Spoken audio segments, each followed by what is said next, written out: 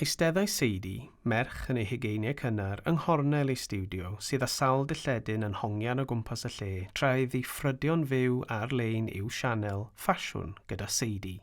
Mae'n gwisgo crys du gyda patch ar y llawes ac mae ganddi stribedi pinc a ffiws yn ei gwallt tywyll. Mae'n trio trafod gyda Rachel 22 sy'n gwylio'r ffrydiad.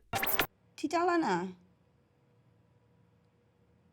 Ti wedi dweud bod ti'n anfon neges o 2022. Sut gallai hwnna fod yn iawn? Mae pobl yn dweud bod hyn yn scam neu rhywbeth. Pam ddylai gredu ti? Mae Ifan yn credu fe. Mae'n dweud bod rwma am pobl yn cysylltu da'r gyffonol.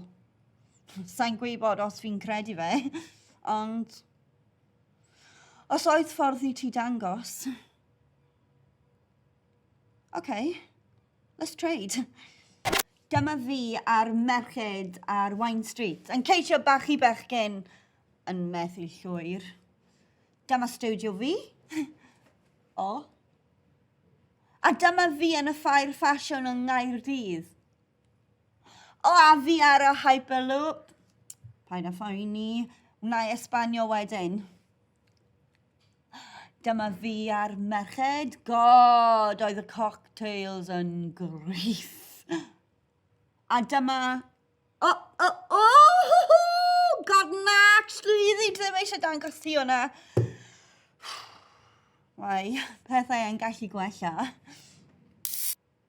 Mae'n rhaid cofio beth yw bywyd go iawn.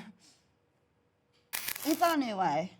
Mae'n dweud bod na ferch yn dweud bod hi'n dod o'r goffennol ac mae hi'n mynd i'r Flaenau Ffestiniog. Mae hi'n dweud bod hi'n o 2022.